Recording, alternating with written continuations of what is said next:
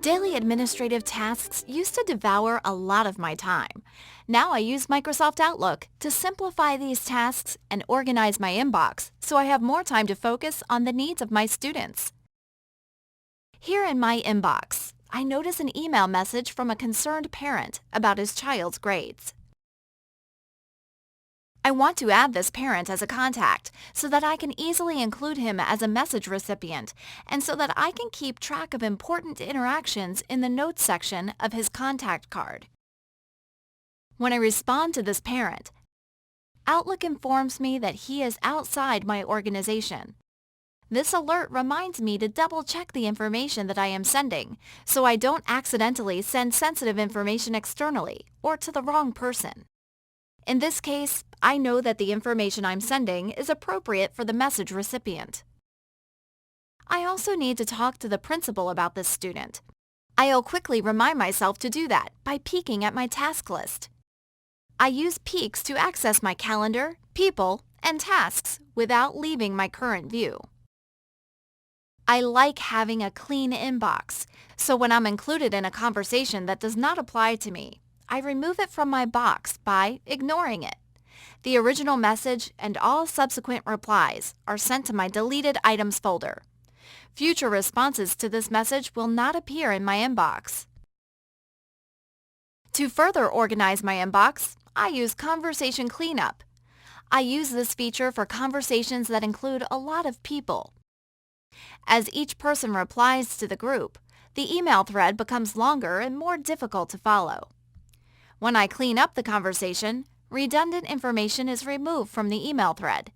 The consolidated conversation is much easier to follow, so I can review it without worrying about missing important information.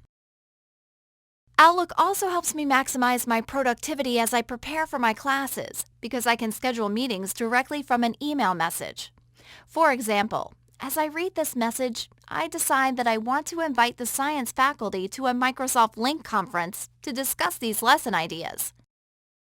So, without leaving the message, I create a meeting request and set a time to meet. Outlook automatically adds this event to my calendar and sends an invitation to the faculty. While I use Outlook to remove clutter and simplify my responsibilities, I also use it to capture useful material for my lesson plans. For example, this email thread has some information that I want to save in my Microsoft OneNote notebook.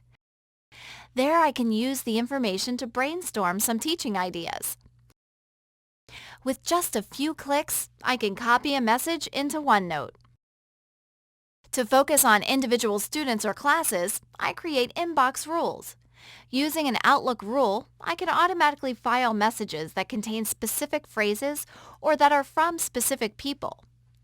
For example, any message whose subject includes the words Biology 221 is automatically moved to a folder that I created for this course. Now I'll have all information about this course in one place, so I don't have to search through my inbox to find it. Another way to isolate messages that include key phrases or people is to create a search folder. A search folder is a virtual folder that continually gathers messages that meet the criteria I specify. I can view all of these messages in one place, even if they are filed in various folders. For example, to track messages about a struggling student, I'll create a custom search folder that will isolate all messages that contain his name. This way, whether the message is from his parents or the principal or other teachers, I'll be able to find it. In Outlook and other Microsoft Office 365 applications, I have the tools that I need to help me focus on the needs of my students.